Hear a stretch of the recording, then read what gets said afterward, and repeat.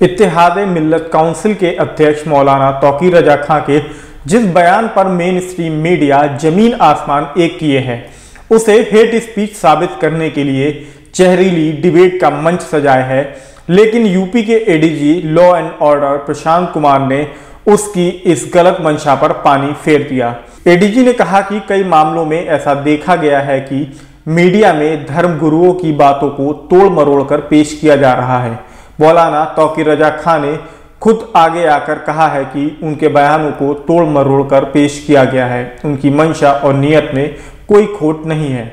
IMC ने ADG के बयान का स्वागत किया है। यह बयान ऐसे समय में आया है जब अलीगढ़ और बरेली में मौलाना के खिलाफ तहरीर दी जा चुकी है और यूपी के deputy CM Keshav Prasad Maurya, cabinet मंत्री नंद गोपाल नंदी भी मौलाना को लेकर पूछे गए सवालों पर तेवर और तल्खी दिखा चुके हैं। मौलाना तौकीर रजा खां ने 21 अप्रैल को बरेली स्थित अपने आवास पर एक प्रेस कॉन्फ्रेंस की थी, जो दिल्ली के जहांगीरपुरी में पथराव और बाद में मुसलमानों के मकान और दुकानों पर चलाए गए बुलडोजर के सिलसिले में थी। मौलाना ने मस्जिदों के बाहर जुलूस में हिंसक गाने बजाने और नारे लगाने, मस्जिदों पर भगवा झंडा लगाने के प्रयास की निंदा करी। उन्होंने हिंदू समाज से आगे आने की अपील भी की थी। मौलाना ने कहा कि नफरत का माहौल रोकना जरूरी है। अगर मुसलमान भी सड़कों पर उतर आए तो संभालना मुश्किल होगा। मुजरिम में और मुल्जिम में अंतर होता है, आरोपी और अपराधी में अंतर होता है। तो आरोपी के घर पे बुलडोजर चला देना ये अन्याय है। इस किस्म के अन्याय अगर इस हुकूमत में होते रहे तो इस देशव्यापी जेल भरो आंदोलन को रोकना हुकूमत के बस की बात नहीं। और जिस दिन मुसलमान सड़कों पर आएगा उस दिन फिर किसी के कब्जे में नहीं आने वाला है, ये समझ लिया जाए। इस प्रेस कॉन्फ्रेंस में मौलाना के 3 वाक्यों को भड़काऊ बताया जा रहा है। पहला, मौलाना ने प्रधानमंत्री की तुलना धृतराष्ट्र से करते हुए कहा था कि अगर यही माहौल रहा तो भारत में दूसरी बार महाभारत होना तय है।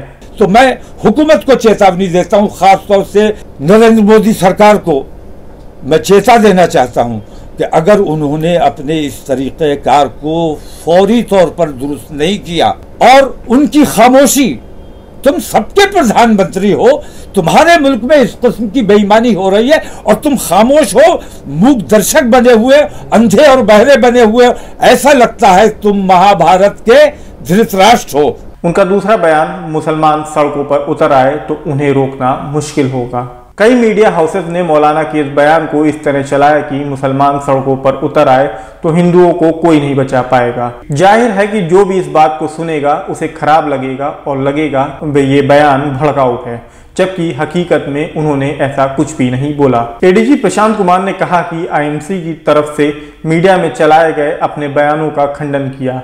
वहीं स्थानीय पुलिस प्रशासन ने भी मौलाना के वीडियो की जांच कराई है, जिसके आधार पर फिलहाल मौलाना के खिलाफ किसी तरह की कार्रवाई होने की आशंका खारिज होती नजर आ रही है। उधर शनिवार को ही सूचना एवं प्रसारण मंत्रालय ने टीवी चैनलों के लिए एक एडवाइजरी जारी करी है। मंत्रालय ने चेतावनी में कहा कि यूक्रेन, रूस और जहांगीरपुरी हिंसा की कवरेज में चैनलों ने झूठा दावा और बेहुदा सुर्खियों का इस्तेमाल किया है। मंत्रालय ने कहा कि इनकी कवरेज में अप्रमाणिक, भ्रामक व सनसनीखेज तथ्य और ऐसी भाषा का इस्तेमाल किया गया है जो सामाजिक रूप से बर्दाश्त नहीं की जा सकती है। टीवी चैनलों की ऐसी कवरेज अच्छे और शालीन माहौल को बिगाड़ने, खबरों को सांप्रदायिक रंग देने और भड़काने वाली है। खास तौर से यूक्रेन और रूस को लेकर भारतीय मीडिया की रिपोर्टिंग पर मंत्रालय ने न सिर्फ चिंता जाहिर करी है बल्कि उसकी सुर्खियों को निंदनीय बताया है। मंत्रालय ने कहा कि पत्रकारों ने मनगढ़ंत दावे किए और दर्शकों को उकसाने के लिए बढ़ा चढ़ाकर चीजें पेश करी हैं। मंत्रालय ने चैनलों को इस तरह की कवरेज पर चेतावनी दी है। ये दर्शकों पर नकारात्मक व मनोवैज्ञानिक असर डालते हैं। इससे बड़े स्तर पर शांति भंग होने का खतरा है, जैसा कि हाल के दिनों में देखा भी गया है। कई टीवी चैनलों के खुलेआम सांप्रदायिक हुड़दंग मचाने पर समाज के अंदर इसके रिएक्शन भी नजर आने लगे हैं। मंत्रालय ने टीवी चैनलों को केबल टेलीविजन नेटवर्क अधिनियम 1995 की धारा 20 के प्रावधानों का पालन न करने पर कार्रवाई करने की चेतावनी दी है।